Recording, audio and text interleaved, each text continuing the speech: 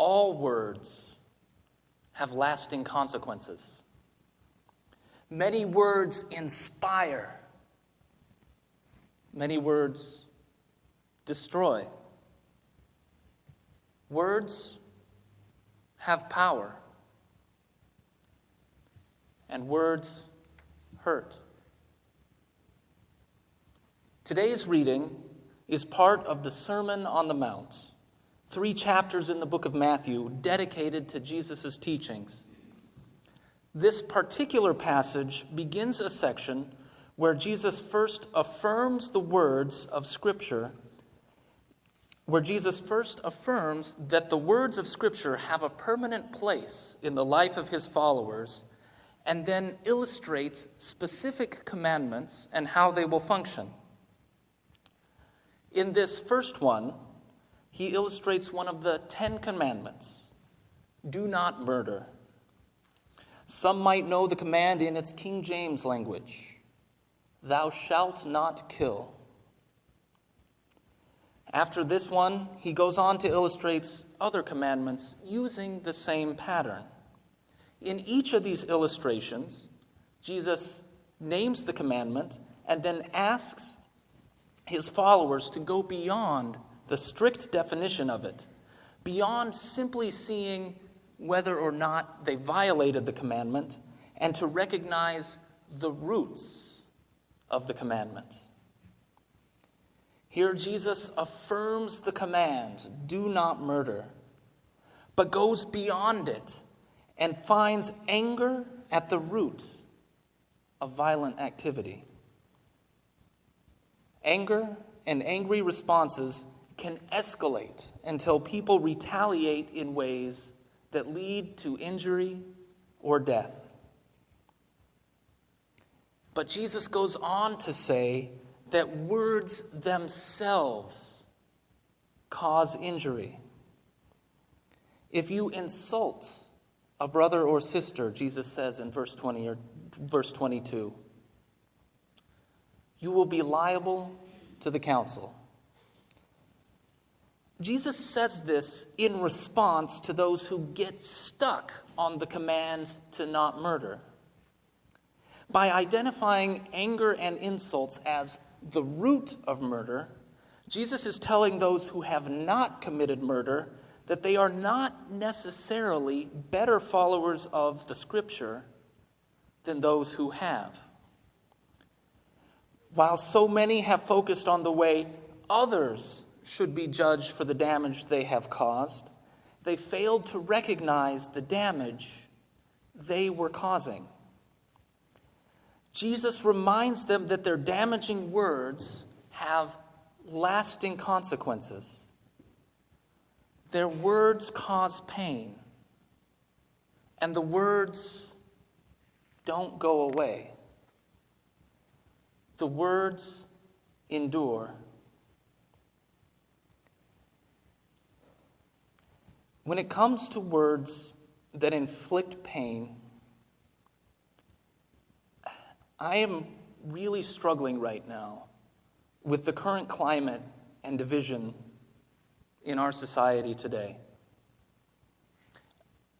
I see both sides of any given issue launch vitriol back and forth at each other. Sometimes people, whether they know it or not, launch words against me and against people I care about deeply. Other time, people I care about deeply toss their hateful speech at others. In either case, these words affect me. They weigh down on me. Words hurt, and words endure. Jesus illustrates the enduring nature of these words with an image of judgment. Verse 22 says, "If you are angry with a brother or sister, you will be liable to judgment. If you insult a brother or sister, you will be liable to the council. If you say, 'You fool,' you will be liable to the hell of fire. Those words, hell of fire, are strong words. Even though these words come in an attempt to ward off judgment about whether others ought to receive such punishment, the words assume, here and throughout the book of Matthew, that such punishment will take place. Now, disagreement exists on the topic of hell, but I personally believe that God's love and grace are so vast and so great that no one will have to suffer eternal punishment. In the meantime, these words remain in the Scripture. And regardless of how I try to interpret them, I cannot deny that these words have caused great fear, shame, and pain for many people.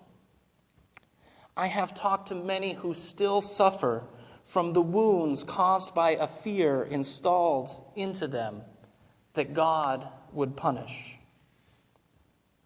The words, a hell of fire, hurt. Even though they come from Scripture, the words hurt. Even though they come from Jesus, at least as quoted in Matthew, these words hurt. Even though they come amidst potentially inspiring words about how to live with one another more peacefully, these words can break that down and hurt each other. The words of Scripture can hurt. And according to Jesus, the words of Scripture endure. In verse 18, he says that until heaven and earth pass away, not one letter, not one stroke of a letter will pass from the law until all is accomplished. This means that every last word, even the words that do damage, even the words that cause pain, even words that hurt, will endure. For those who have been hurt by Scripture, this might not sound like good news. If the words endure, then nothing we can do will fix the damage they have caused. The words keep going.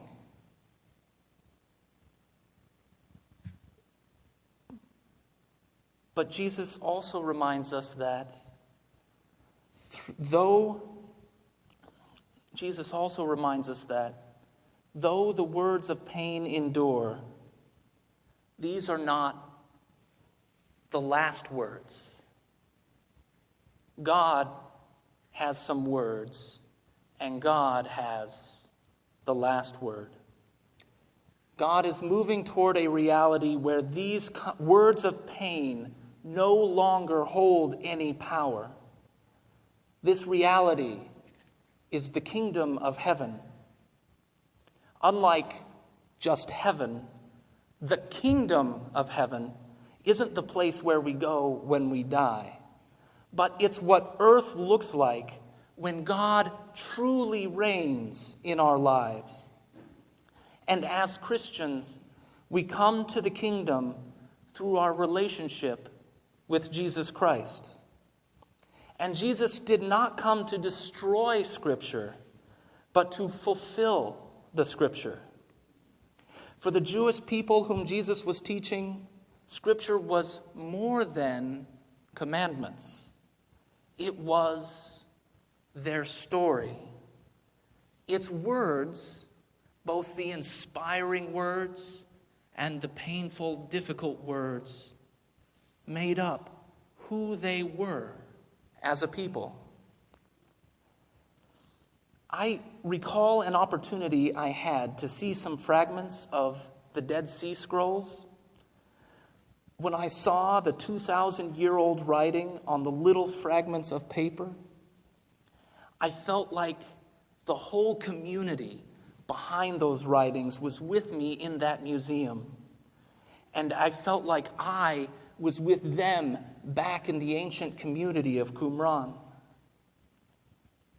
In the same way, Scripture connected people with their history, and their history gave them relevance during turbulent times. Scripture gave them a story. Their story included inspiring words, such as Moses leading them out of Egypt and Ruth's dedication to Naomi. Their story also included painful words, words of conquest, infidelity, and exile. Jesus came to fulfill all of Scripture, even the painful parts, because all of Scripture, even the painful parts, need to be fulfilled to arrive at a kingdom where all are welcome. Jesus doesn't do away with damaging words, but fulfills them so that these words might lose their power. Rather, their power is transformed. The words of pain become words of strength. They remind the people of their history, who they are, and also that God intends to transform the world using them as they are. Today's reading comes right after last week's reading, where Jesus says to the people, "You are the light of the world." We are the light of the world. We are a people with pain. We are a people who have caused pain. Yet, in Jesus Christ, we will be fulfilled. And as a people who are learning to be fulfilled, we can set an example for others to see God's power. We can set an example of the kingdom of heaven. We can listen to one another, hear each other's words amidst all our differences, because Jesus Christ works to fulfill all of our stories.